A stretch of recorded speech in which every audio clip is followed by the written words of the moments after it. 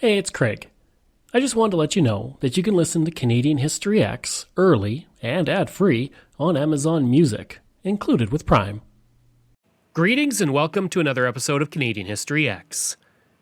If you'd like to support the podcast, you can.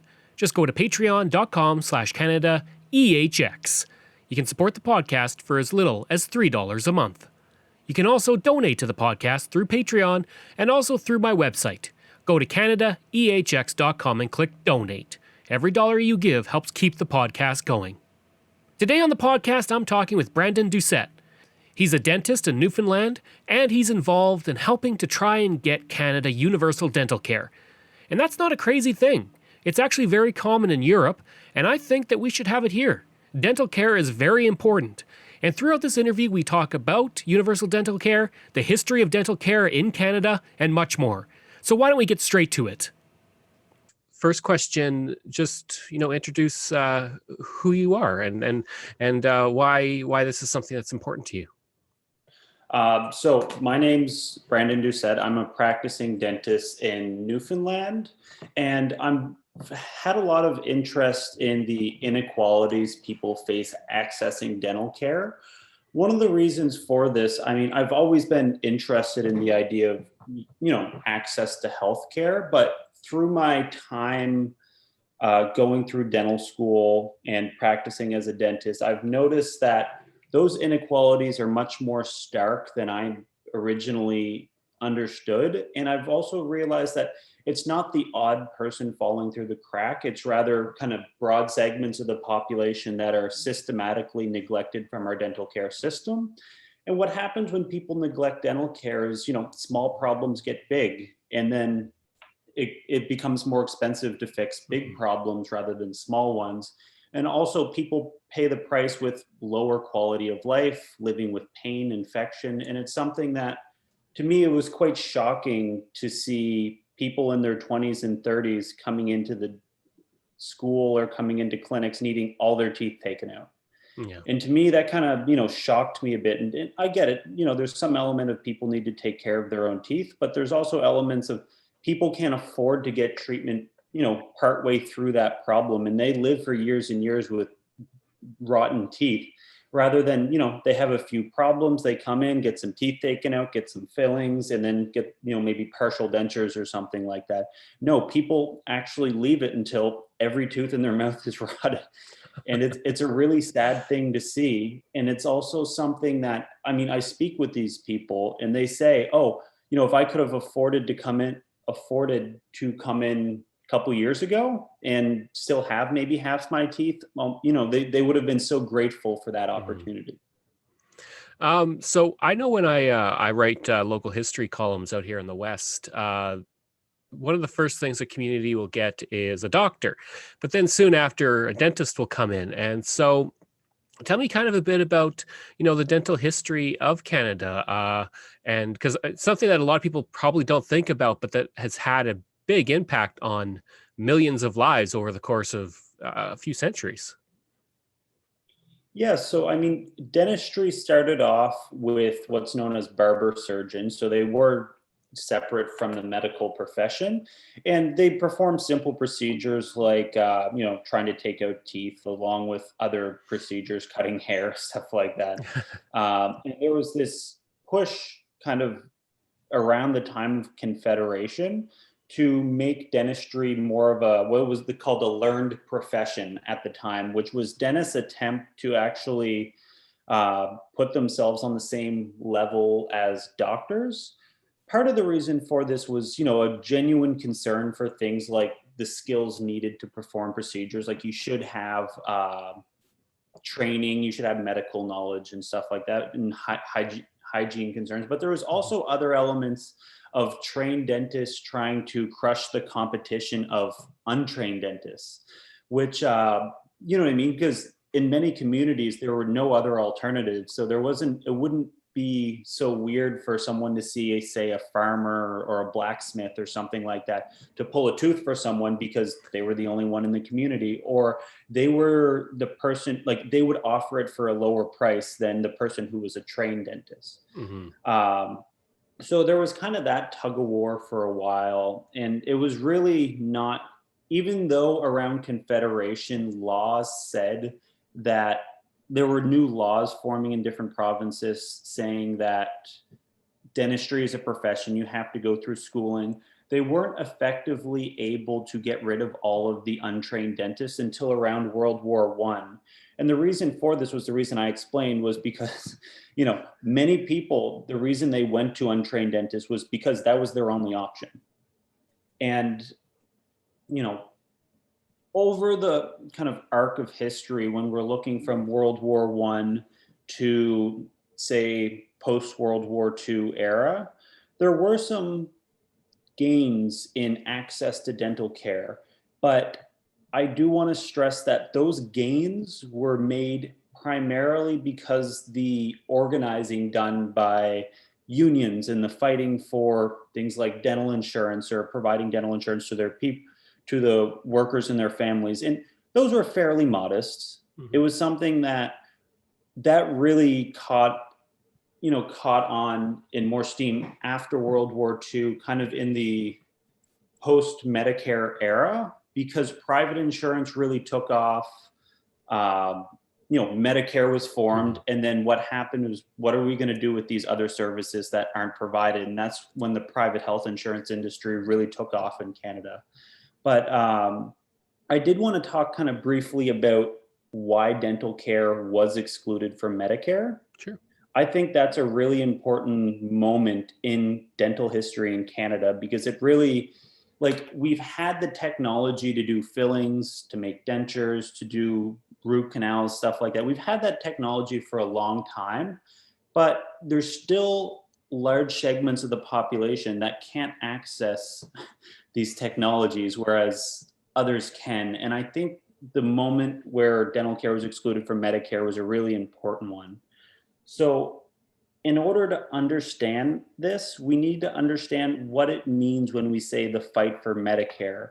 Because while Tommy Douglas and the NDP wanted our universal healthcare system to cover all services, really in the 1960s, the focus was on making universal health insurance for physician services. And those services like dental care, prescription drugs, eye care, the plan was to add that at a later date. Mm-hmm. So, while draft bills and some of the draft bills for Medicare included dental care, those ones were shelved with the assumption that, dental care would be financed at a later date. So looking at the fight for Medicare, universal healthcare as an idea was widely popular, kind of stemming out of the Great Depression era, where the vast majority of people were struggling and they were beginning to expect more from governments. And one of those expectations was universal healthcare. And many politicians expected this to fade away, but it's stayed very popular. Despite it being very popular, it did have strong opposition. So in Saskatchewan, this was where much of the fight for Medicare occurred.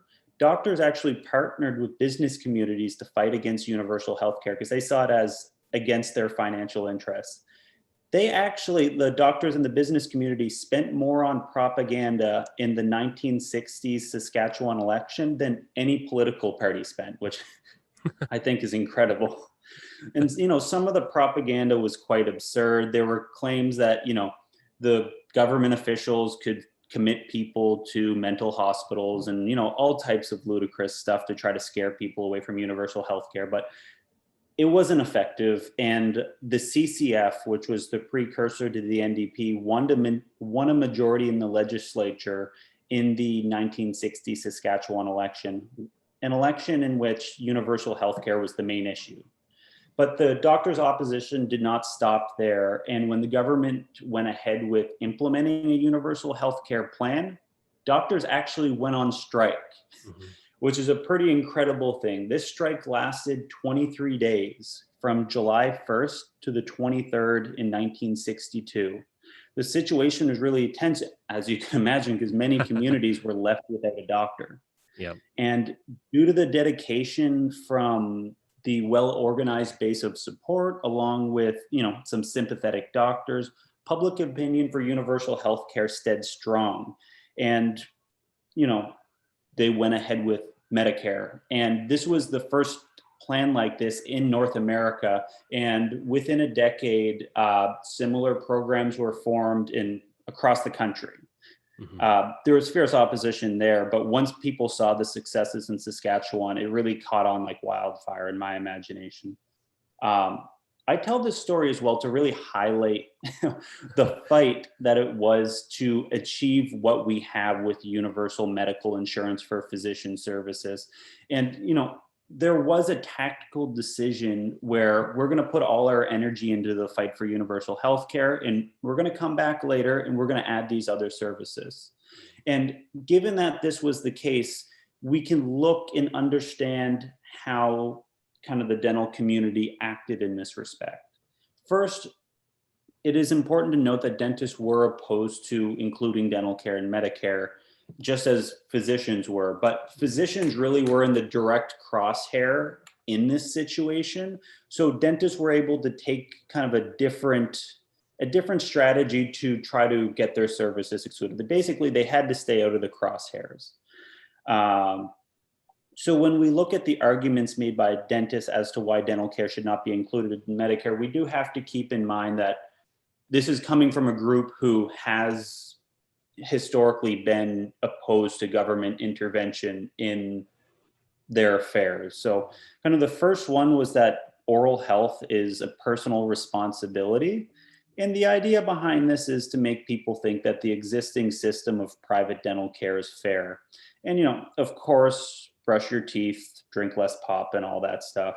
But the question really of whether or not to include dental care in Medicare was a question of how do we prioritize who gets treated when dental problems do occur? Do we prioritize the highest bidder, or do we provide help based on who needs it the most? And I think we could all imagine if a doctor told a patient that, a diabetic patient, that, you didn't take personal responsibility for, diet and exercise, so you might not get your insulin. I think we'd all think that's cruel and barbaric. And in my mind, I think that same logic applies for dental care. The next argument they used was that there were not enough dentists in the country to treat everyone. In my mind, I actually think that this is a good argument to include dental care in Medicare, because if there's too few dentists, it makes even less sense to be performing luxury and cosmetic procedures to a well-off segment of the population. And we should really be focusing on who needs care the most. It's also important to note, we can increase the number of dentists that schools accept and stuff. That's really not that difficult of a thing to do.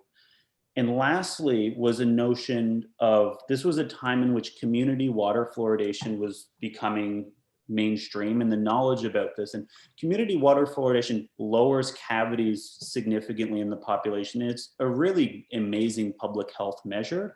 There was actually a New York Times headline. There's a lot of overstating of this though at the time. And the New York Times even had a headline saying, "End of most tooth decay predicted for the near future." So obviously the expectations were far beyond reality. And while community water fluoridation is undoubtedly beneficial, it was never going to solve the problem totally.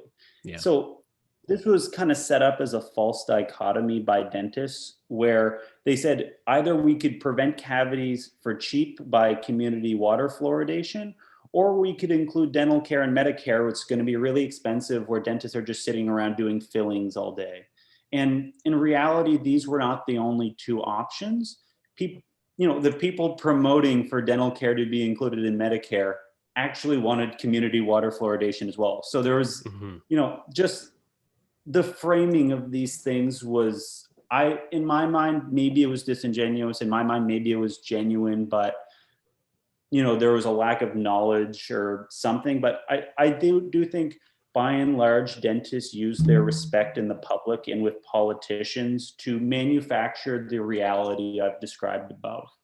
And as the fight for Medicare was primarily for physician services, not much energy went into debunking these narratives. And now, over half a century later, dental care is still not included in our universal healthcare system. And we have to live with those consequences, and many people do. And yeah, it's something that after the implementation of Medicare, this was really when the labor movement was at its strongest. And there was a lot of unions were putting benefits like dental care and prescription drug coverage high on their list of demands. So there was an increasing segment of the population that was gaining access to these services. Government started to create some, minor, albeit new, targeted programs for dental care. Now, these were underfunded and they've been cut back and everything like that. So, in fact, oftentimes it's actually hard to find a dentist who will accept someone on those programs because they're so underfunded. But at least there were some mild steps in the right direction. Uh, and I think that this really this was a big moment because not including dental care and Medicare meant that people have to rely primarily on work-related insurance and out-of-pocket payments to access dental care. There were, though, very notably, and something I want to get into in some detail, I think it's a really amazing story, and I think learning the history of this, I think, is very helpful to understand where we should go in the future, is the history of what are known as mid-level dental providers, also known as dental therapists. So as other provinces were implementing these targeted programs to try to help people who had the very difficult time accessing dental care, they still stuck to the private practice fee-for-service model with dentists, which was not very effective because these targeted programs were competing with people who could pay a lot more for dental care. So there was limited successes. Also, the accessibility of private practice clinics were limited because a lot of people didn't have dentists in their communities. They had to travel very far. They had to take time off work. There was a lot of difficulties in that regard.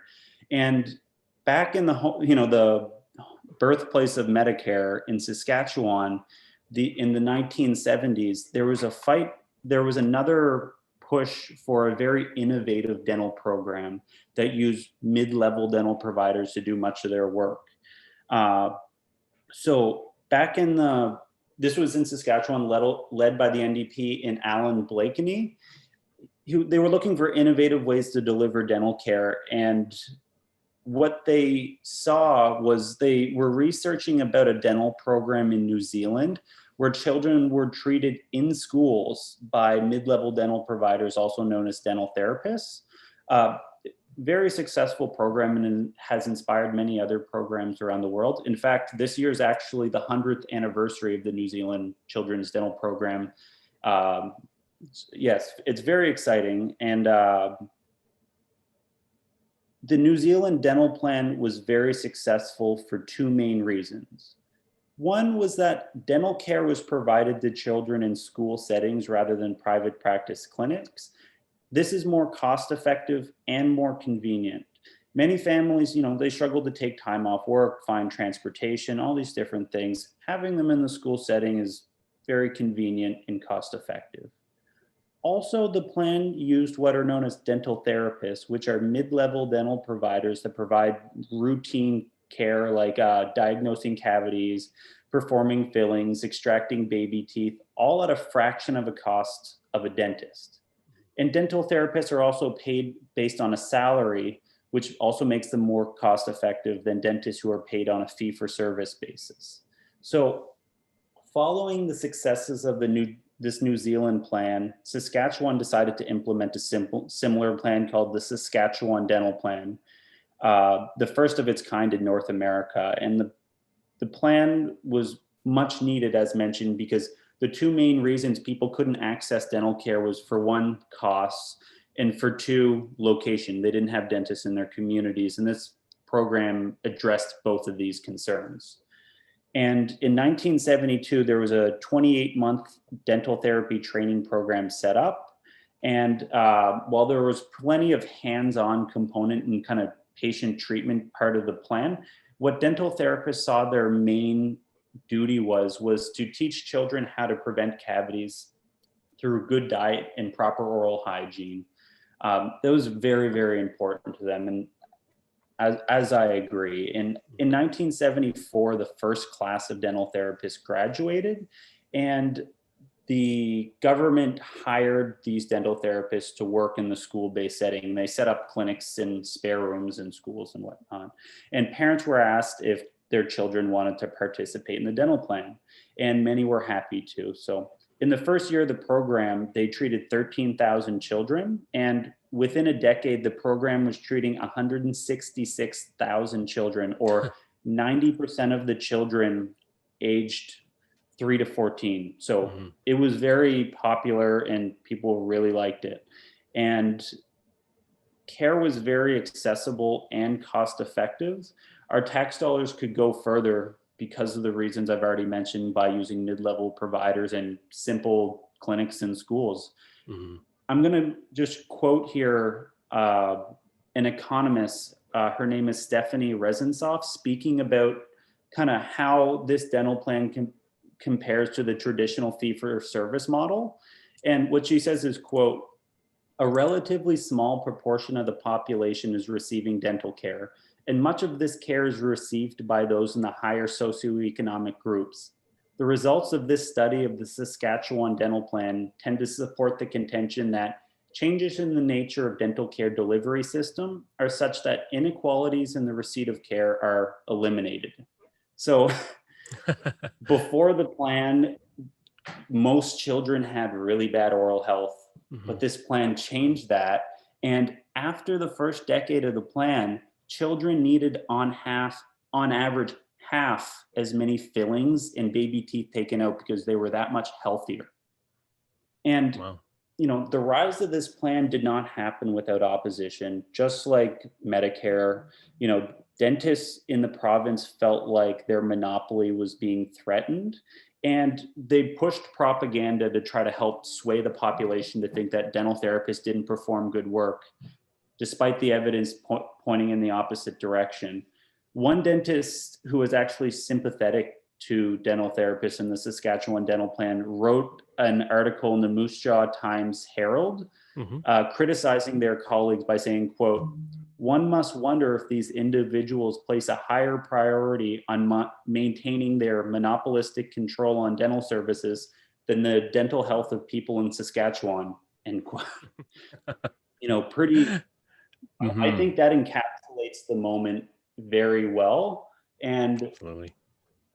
while dentists were unable to kind of squash this before it happened, over time they were able to dismantle the program. So as in the mid 1980s, the progressive conservatives came to power and followed the lobbying done by organized dentistry, basically to privatize the program so that care was provided in private practice clinics by dentists on a fee-for-service model. So this was really impactful to people. The public was outraged because many communities were left with no dental providers, and there was no, organization to make sure that there was actually going to be a dentist in their communities. It resulted in children's teeth becoming much less healthy. The 400 staff who were fired from the school clinics were given very little notice. They were, almost all women. There was an element of sexism to it as well, considering that the male-dominated dental profession was so adamant on crushing this alternative that was basically a female-dominated profession that was making them look bad. It's something that, since this program has become privatized, the children's teeth in Saskatchewan has become much less healthy than they were before. So there was an article in 2001 from the National Post, and the headline was, "Saskatchewan children have third world teeth." This is something that we had an alternative, and once the program was dismantled, you could see children's teeth getting less healthy. And nationwide, cavities are actually the leading cause of day surgeries for children. Jeez. So it's a big problem. And I mean, in 2009, the Conservatives actually closed down the last dental therapy training program in Canada. So the remaining workforce that's there, working in a few remote Native communities, they're decreasing, because when people retire, there's no one there to replace them. Yeah, absolutely. So I think these are kind of great stories to highlight how we could have a different alternative in Canada, really. Absolutely. I know looking at, I believe, places in Europe, I think England, they have universal dental care. It has been a kind of a topic since the election. I know the NDP with pharmacare, it's something that they have been pushing. Do you think we could eventually see, like, I did an episode on the arrival of Medicare, and like you said, it was this huge fight. And even like when they'd interview citizens, the citizens were like, "Oh, I'm not in favor of this," which is mind-boggling to me. Why you would not be in Yeah. favor of universal health care? But could we eventually see universal dental care implemented in Canada? I probably by liberals rather than conservatives, conservative government, I imagine. Yes, I do think it's possible. I think the most likely scenario for it to happen would be liberals propped up by an NDP minority, just looking historically how these things Hmm. have come to fruition. I think the main thing that, like, I've formed a group called Coalition for Dental Care with some students at McGill and Dalhousie. Since then, we've kind Hmm. of grown and, included community members, health professionals, and stuff like that. One of the big things we need to do is really educate the public on, well, yes, a universal dental plan is going to result in more government spending. It's going to reduce spending in other areas, like, oh, it's going to eliminate out-of-pocket payments. When you go to get your, go to the doctor, you don't pay anything for it. Hmm. And that's what our vision is for dental care as well. Also, you don't have to pay insurance premiums. So there's a lot of benefits for this. Also, if we're going to design a system of universal dental care, we can shift the cost onto wealthier Canadians because that's how taxes work. And maybe the average person might be paying $700 a year or so for dental care now. We could shift it so that maybe some people only pay $200 and other people pay a couple thousand. And Hmm. we can structure taxes to do things like this. And I think if we are able to get that message across to people, I think there's a real chance of getting something like universal dental care done.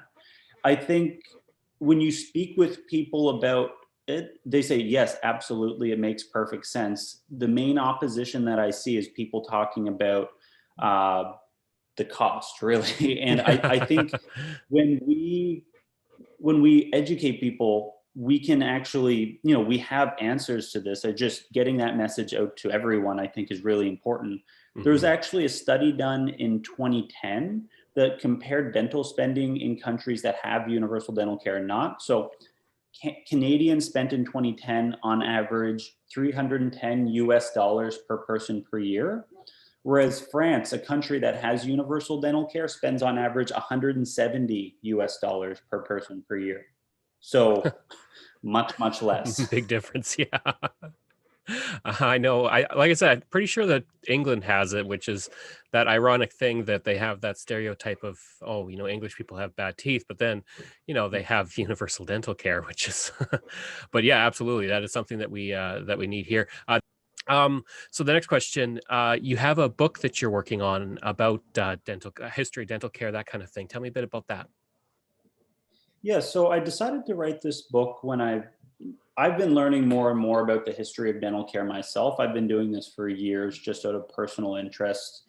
And it's something that I think there's so much there that the average person would benefit from reading and learning about, that I think kind of communicating. I talk a lot in the first half of the book about the history of dental care in Canada. I go much more in detail than what I've done Hmm. here and to different subjects and stuff. But I think that there's so much there that if people learn the history, it's really like, it's exciting to think what an alternative system can look like. And that's really Hmm. what I look. The first part of the book talks about the history. The middle part talks about the current state of dental care in Canada and how that results from the history. And the end talks about how we can have a better future, how we Hmm. can provide dental care to every single Canadian at a very reasonable cost. And when we look at, say, the story of dental therapists, what that allows us to question is, why does a filling cost $250? And we aren't able to really present an alternative when dentists have a monopoly on care, because what else are you going to do if they don't cooperate? When we have dental therapists who can do these basic procedures, say it could cost $75. And, they sit there and do that all day, provide high quality work at a much lower cost.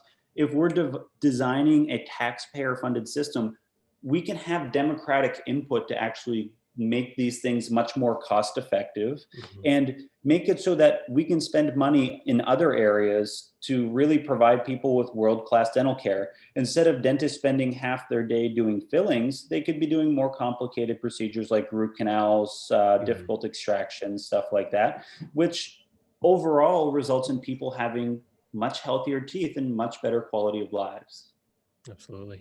I can say that the idea of going to a farmer to have my teeth pulled from an untrained dentist is absolutely terrifying. I could not imagine doing that. Yeah. And I'm guessing there was no anesthetic for that. So it was just no anesthetic, dirty tongs in your mouth.